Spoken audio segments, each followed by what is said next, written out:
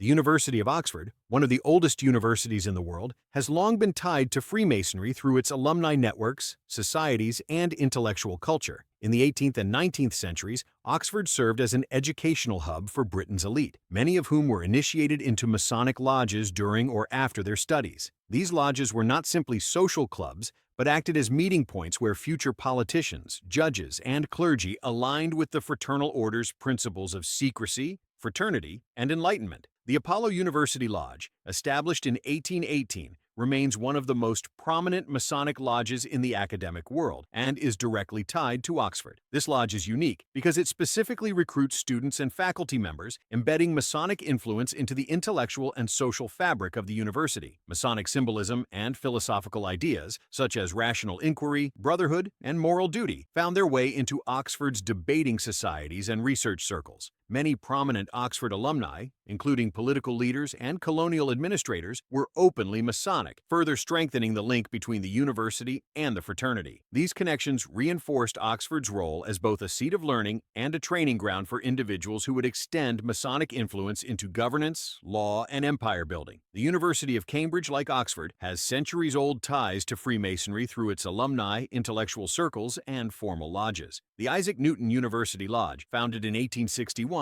is the most visible representation of Masonic presence at Cambridge. This lodge was specifically established for students and staff of the university and has operated continuously, making it one of the most influential academic lodges in the United Kingdom. Cambridge was historically a center for Enlightenment thought, and many of its scholars and graduates contributed to the spread of rationalist philosophy, scientific inquiry, and ideals of moral progress that aligned closely with Masonic principles. The university produced leading scientists, clergymen, and statesmen who later became active Freemasons, further cementing these links. Membership in Cambridge lodges often provided a gateway to elite social networks, creating overlapping circles of academic and Masonic influence. Even today, the Isaac Newton Lodge remains highly active, with ceremonies and traditions that draw upon the same symbolic frameworks used globally by Freemasons. Through both its formal lodge and the participation of its alumni in British and colonial governance, Cambridge has historically been a powerful node in the network of universities tied to Masonic traditions. The University of Edinburgh holds a particularly important place in the history of Freemasonry because Scotland is often considered the birthplace of modern speculative Masonry. Founded in 1582, Edinburgh became a major intellectual center during the Scottish Enlightenment of the 18th century. Many of its faculty and students were directly engaged in Masonic lodges that promoted ideals of reason, moral philosophy, and fraternity. The Lodge of Edinburgh, Mary's Chapel No.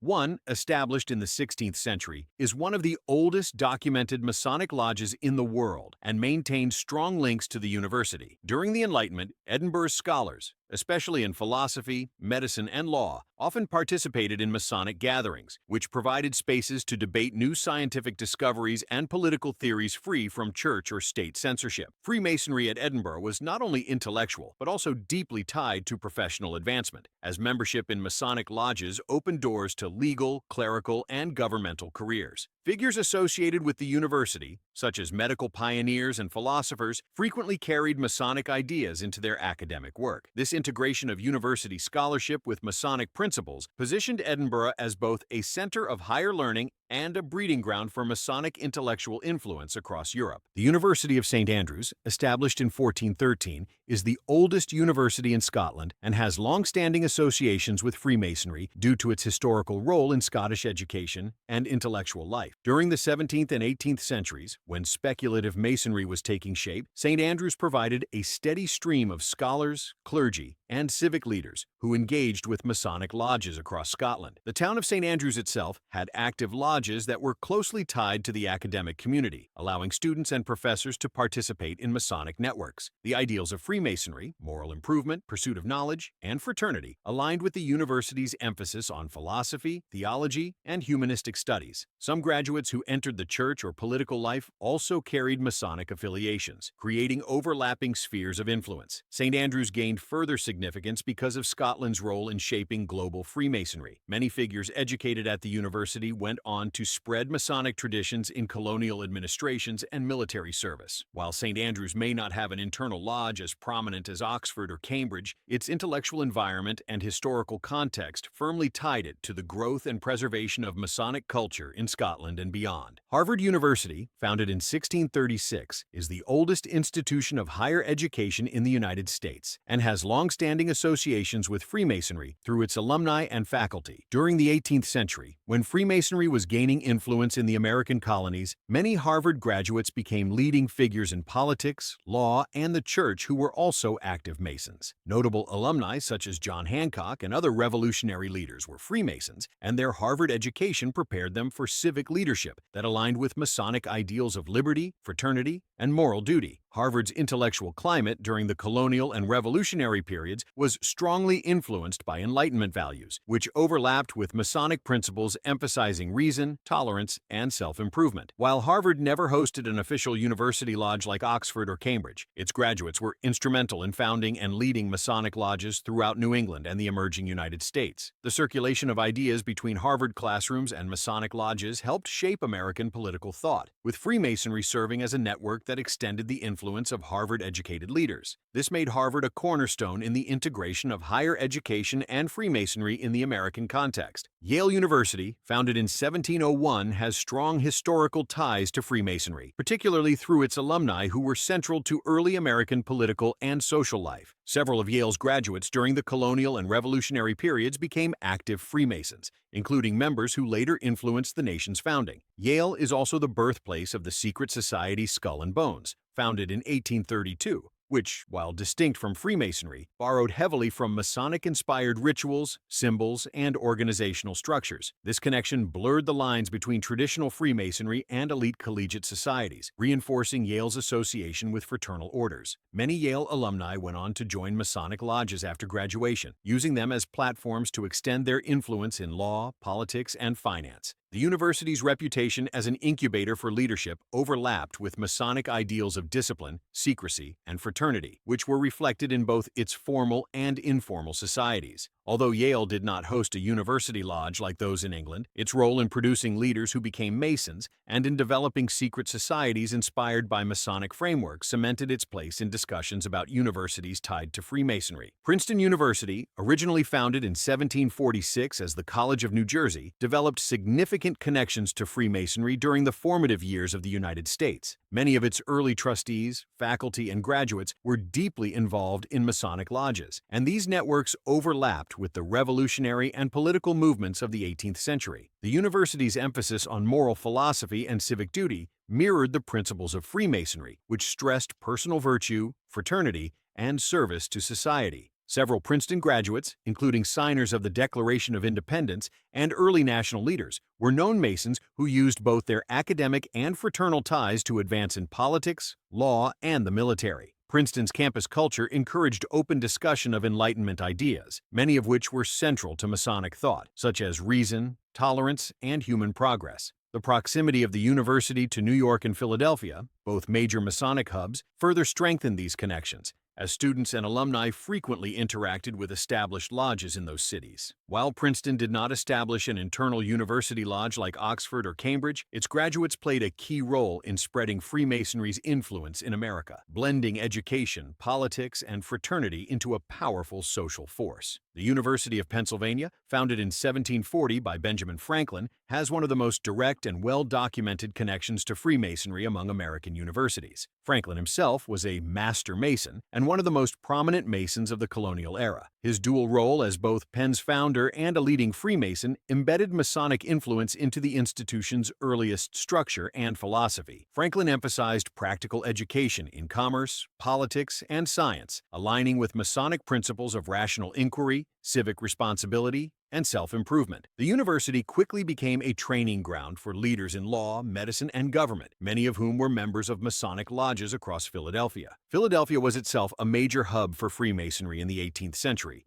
with several lodges closely tied to the city's political and intellectual elite. Students and faculty from Penn interacted with these lodges, reinforcing the circulation of ideas between academia and fraternal organizations. Penn graduates went on to occupy significant roles in the early American Republic: judges, physicians, and legislators, many of whom were active Freemasons. This network allowed Penn to function not only as a university, but also as a contributor to the broader Masonic intellectual culture that shaped the United States during its formative years. Columbia University, originally founded in 1754 as King's College, has long-standing associations with Freemasonry through its founders, faculty, and alumni. Located in New York City, one of the earliest strongholds of American Freemasonry, Columbia was shaped by a colonial elite deeply involved in Masonic lodges. Several of its early trustees and benefactors were Freemasons, including individuals active in the political and intellectual life of the city. Columbia's emphasis on classical education, civic duty, and leadership training aligned closely with Masonic ideals, particularly during the Revolutionary and post-Revolutionary eras. Among its most famous Masonic-linked alumni were statesmen, judges,